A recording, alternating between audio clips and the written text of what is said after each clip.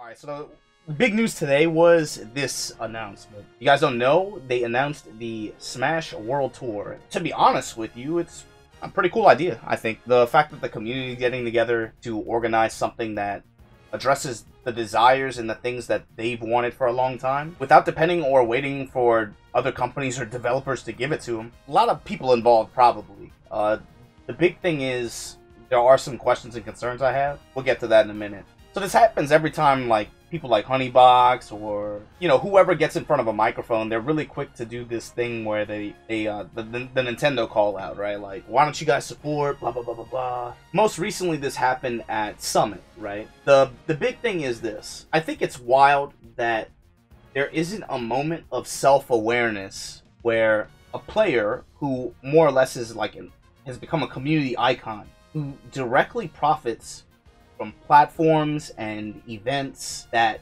don't have to cater to licensing agreements or are able to have complete control over their products and broadcasts without any input from other corporations or companies that would probably have a much more controlling hand on how they do their business. Case example, Beyond the Summit, you're standing there, which to my knowledge, you know, is able to operate mostly because Nintendo's fairly hands-off, especially with games like Melee, right? But what if that wasn't the case? What if they were very involved? What if they were very controlling or something like that? Would that platform that you just used to talk to hundreds of thousands of people even exist? I mean, you yourself, you have seen lots of profit, lots of value built up through these platforms that if you got what you were asking for, some of those platforms might not even exist. There's never that moment where people think about that, and I think that that's kind of weird. However, this is cool because instead of, again, continuing to just kind of bellyache and moan over, you know, look at us, it's them stepping up and organizing and doing something that will get them those, you know, those things that they want. Just looking at the tour, looking at the website, the way it's set up so far, it's pretty much modeled, if you read the rules, it's modeled almost exactly like TWT, which I don't even feel like it's a controversial statement. I think Tekken World Tour is the best tour in fighting games. I think it's, if not already, I think for sure this year it will be the highest value one in my eyes anyway, just in terms of viewership, the way the tour is built and constructed. It really feels, there's a lot of reasons. It feels like a world tour. And it's not to say that it doesn't have a few things that would make it a lot better, but right now, I think it's as good as you're going to get. It's the best. That said, looking at this, there are a lot of questions and concerns that people should have, I think, regarding the tour, how it's been announced, advertised, and current available information. The most burning question, obviously, is Nintendo okay with this? You know, if you read through the rules, if you look at their website, they're not really affiliated with Nintendo in any way. The thing is, Nintendo Legal, they've been a little inconsistent, I think, over the years. You know, if we go back to MLG, if we go back to EVO 2013, they're kind of inconsistent on what they decide is in, you know, copyright IP, you know, infringement, and what they want to cut and what they want to go after, or what they want to just like let it be, right? I'm curious to see if they just ignore this and just let it happen, or if they go after and try to shut it down. It's possible that they just, you know, they don't do anything, but it's possible that maybe you see some interesting reactions to some stuff that happens on Twitter for the next week or two. We'll see. The thing is, it's for Melee and Ultimate, so I'm thinking, is it possible? And this is, I feel like this rarely ever comes up as even a theory or an idea. I never see it in discussion. I guess, like, let's say last year, right? Remember, no Melee, they do the eulogy video, whenever, oh my god, and then EVO, they don't want Melee, they don't want Melee. Maybe they don't. But the thing is, a lot of this stuff is based around agreements and business transactions behind closed doors. You don't know all the details, just like I don't know all the details. All we can do is speculate. Just hypothetical. Is it possible that the events that officially have Nintendo affiliation and blessing had to make an agreement to not run Melee in order to run and promote Ultimate? You don't know? I don't know. But my thing is, nobody's even suggesting that as an idea. Maybe it's not anybody's call, but theirs. This tour, which runs both, you know, if something like that is true, maybe that comes into play. You don't know. The other thing is, so the Melee angle, that's one possible angle. But the other thing is, doesn't Nintendo run their own form of official events that have, you know, moderate support, I think, from the community for the most part? They think it's good that they're running stuff, but, you know, I don't think they'll ride behind it as much as some people think they should, I think. You know, like, the support is kind of like lukewarm, right? The thing is it possible that Nintendo could view this as competition? Maybe looking at it that way, they wouldn't want it to exist. It's possible.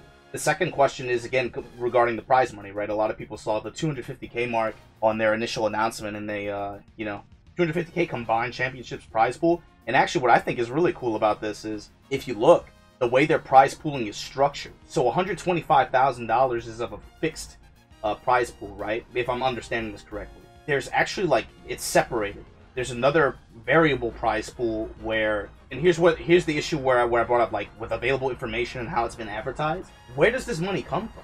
First of all. Second of all, variable prize pool? What does that mean? Does that mean that is it going to be built up through Smash GG, which is announced as one of the partners of this tour? But again, there's no real information on how they got to that figure. If you look in the rules and the guidelines, they don't really explain where. At least I couldn't find it. Maybe I can't read. If you can, go ahead, at me, or should leave a comment, grill me. But I'm trying to figure out where this money comes from. Is it possible Smash GG fronted a lot of this cost? They've been kind of trimming down their numbers recently. I can't imagine that's the case. Is it, did Twitch put down? Well, usually when Twitch sponsors an official tour, it's in the rules and it's in the guidelines. But for this event, even though the website says proud partner of Twitch and Smash GG, if you check the rules and with the language there, Twitch is never even mentioned as putting down money. I'm not sure, It doesn't seem like Twitch is a sponsor of this tour. It's just a partner or an affiliate. I guess something that's cool about it is in theory, the way it's split up, right? You're guaranteed a certain amount of prize pooling, but then depending on that event, it takes a certain percentage from this other variable pool, which maybe they build it up through merch or through crowdfunding or through some kind of compendium, which I think is really cool. That's something that I want for some of the other tools, the ability for the community to support the pool. There's still the question, where does that come from?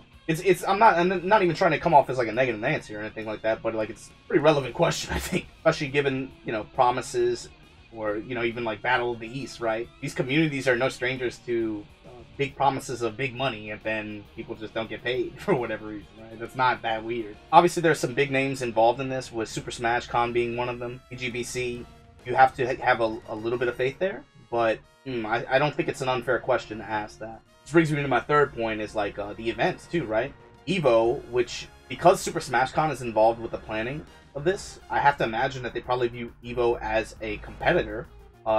Just looking at the map of the tour, right? For various reasons. Just look at this map. Super heavy representation in Europe, in North America, a little bit in Japan, a little bit in Australia. But for a world event, now granted, this is only the first iteration of a tour like this. It makes sense to just take what you kind of have. These are the communities and these are the regions where competitive infrastructure for where Smash Brothers is really, really strong. So it makes sense to kind of just like piggyback off that. I'm sure there are lots of other active communities and opportunities for expansion if they were to do maybe, let's just say they're able to do another one or a bigger one next year. For example, in Asia, in Southeast Asia, I know that there are a lot of people that play, like, man, in Malaysia, I think. I went to a tournament in Malaysia for Street Fighter V and Tekken. Their Smash tournament, I think, had more people than the SF, like, more than a couple games. It had, like, almost as many as SF5. But the problem is, I think, for a lot of those kinds of communities, is they don't have, like, the event infrastructure that we do in North America and Europe and even in Japan, where it's super hard, right? Japan, shit, they have events here, they get numbers, but it's super hard to run events here just because time, space, just running stuff is so difficult. Resources are just so hard to come by. That's definitely another point of curiosity that I have. All in all, I think it's shit. It seems cool, man. I hope it's able to happen in a way where friends that I have from that community are able to have good fortune and get what they want. Get what they're looking for out of this kind of thing. But I'm just kind of skeptical as to whether it can or will actually happen, some of the details, and whether it can go down and be fulfilled as promised. If it even crosses that first step of like, can this happen? Is this okay? That's just some of the questions and concerns that I have. Once again, I encourage you guys to think for yourself. Check out the website, watch the video, read the rules, see if you can find something that I missed. I gave it a quick read over. I couldn't find anything, but if you see something that I didn't, hell, let me know about it in the comments. I'll talk to you guys later. Be good.